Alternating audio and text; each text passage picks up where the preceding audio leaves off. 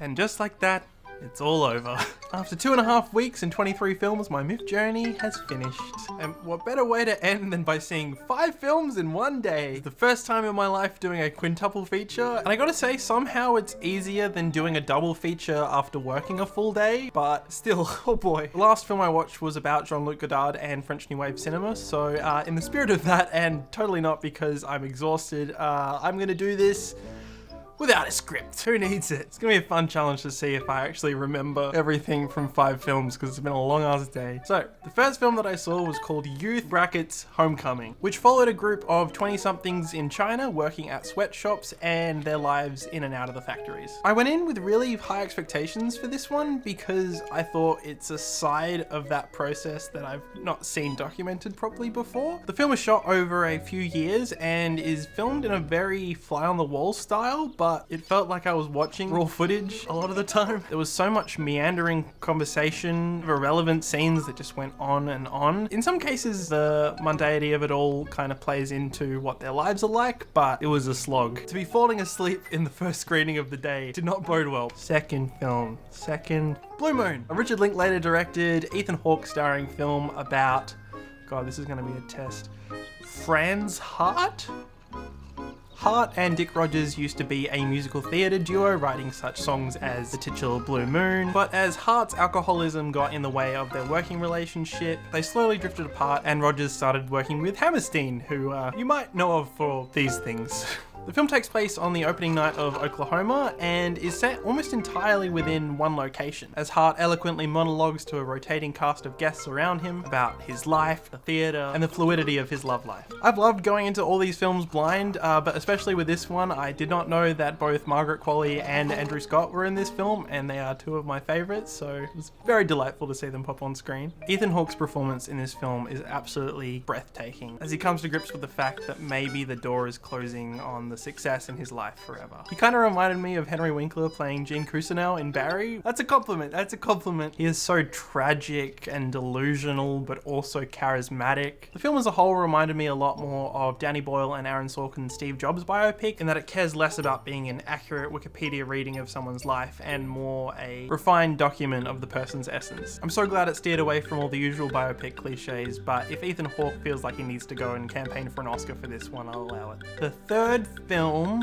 was No Home Movie, which is Chantal Akerman's last film. It's a documentary and it's very drawn out, slow paced and poetic, shot over a period of time of Chantal visiting her mum in Belgium. Weirdly, in some ways it reminded me of The Zone of Interest in the way that cameras are kind of just set up around the home and left to capture everyday life, and it's kind of up to you to read into what she's trying to say about her and her relationship with her mum. Although we never really get an explicit explanation, it's clear that her mum's health is slowly declining as the film goes on, and you're kind of waiting for a moment where she passes away or something terrible happens, but the moment never quite comes. Although the cinematography gets much looser, the exposure of the camera ends up being completely underexposed or completely overexposed. It goes from being really wholesome and sweet to really unnerving without much changing. I think it's actually quite masterful in the way it says so much with so little. But apparently that's what Chantal Akerman is known for. So I gotta catch up on her whole filmography now in the comfort of my own home.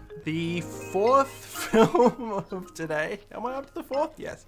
4th film of today was Move Your Body, The Birth of House, which traces Chicago house from its disco origins all the way up to how it is seen in the modern world. Now, I'm a huge music nerd, if you didn't already know, and music docos are very easy to win me over, even if they're not that great, but I did really enjoy this. Like practically every other music genre to ever exist, it was pioneered by black artists who were underappreciated and shunned away until people like Marky Mark and the Funky Bunch and Madonna came along and ran with it and made a bunch of money. A lot of music docos are guilty of really strongly characterizing a person and kind of only showing one perspective, but in this film you had one guy being called a genius and a racist in back-to-back interview clips. For one of the first ever huge house music tracks, they brought in this white punk rock lady to sing, And for whatever reason, to this day, she still credits herself as the Queen of House, even though repeatedly in the documentary, every other eyewitness disputes that she had anything to do with it, and she actually didn't really believe in the idea or the song at all until it became big. It's actually quite sad to see some of the main protagonists talk about the fact that they haven't really gotten the credit that they deserve for their contribution to music. Even more tragically, one of the main contributors, Vince Lawrence, tells the story about how when he was walking home from work one day, he got beaten up by a racist kid who turned out to be the son of a police sergeant who offered Vince $800 to shut up about it and not press charges, which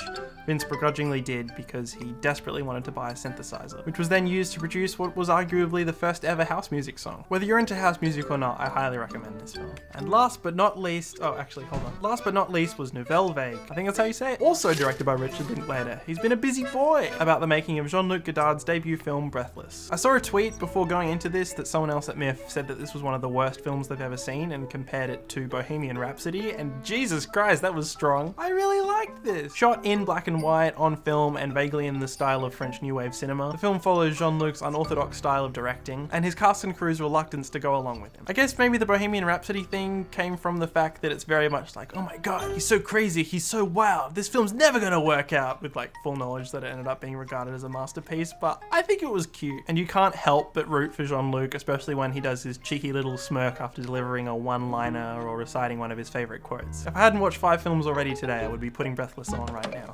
Okay. I think that's it. I think I'm done. Thanks for coming along for the ride.